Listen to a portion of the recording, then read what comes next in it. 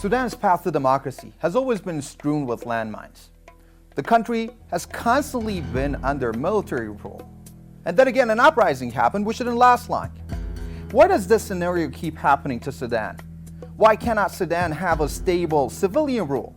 Hello and welcome to our program. I'm Omid Roshenda, and this is Sudan's Crisis in a Nutshell.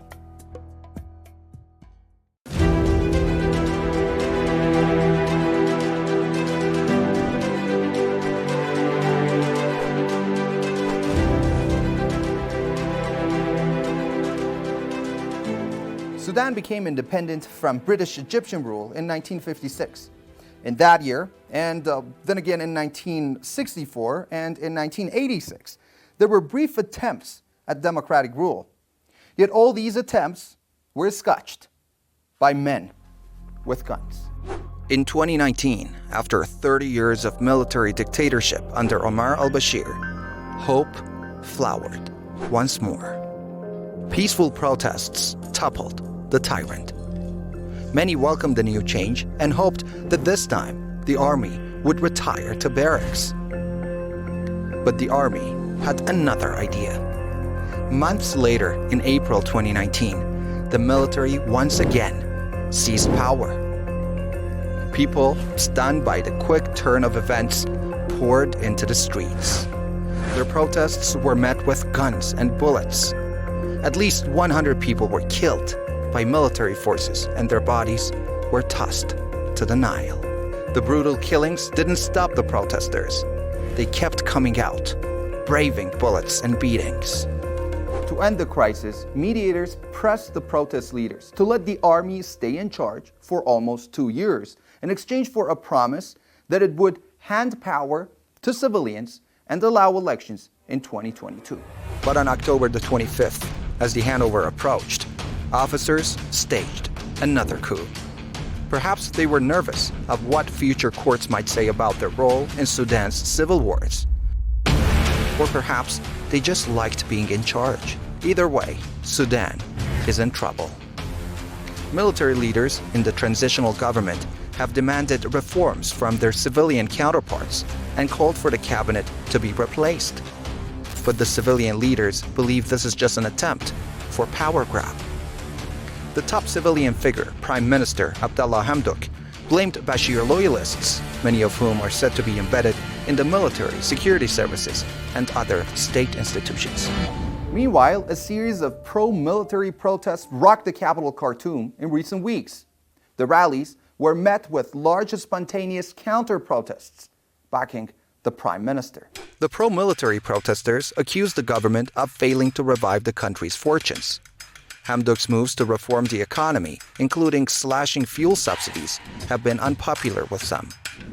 Those advocating for a military-led government had staged sit-in protests outside Khartoum's presidential palace, lamenting the rising cost of living and an economic situation they claim is worse now than under former dictator Omar al-Bashir. The cost of living crisis has been exacerbated by an effective blockade at Port Sudan by tribal protesters from the northeast. Among other demands, these demonstrators object to the cancellation of the Jubba peace agreement signed between the government and rebel groups in October 2020, which they argue does not represent their interests. Meanwhile, those who seek a civilian rule say Sudan's military rulers are being exploited by foreign powers, eager to take advantage of the country's natural resources and strategic location. The normalization of ties with Israel is another source of anger among Sudanese people. While the military leaders stretch their hands towards Israel, the people of Sudan are doing their best to stop such a deal. There are multiple rumors about Israeli authorities visiting Sudan to aid the military. In previous decades, the splintering of political parties and their inability to build consensus has time and again paved the way for the military to step in. Coup after coup occurred in the African country under the pretext of restoring order. Today in Sudan, there are at least 80 political parties. The situation in Sudan is worrying the international community. The country is in Northeast Africa, which makes it politically important for stability in the Horn of Africa, North Africa, and the Sahel. major Western powers had resumed cooperation with Sudan after the establishment of the transitional government in 2020.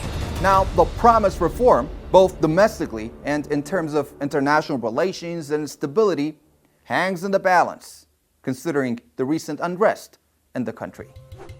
What we need to remember is the fact that a coup has never been a done deal in Sudan. Recent turns of events in the country have shown that civil disobedience and protests can make things hard for the army rulers.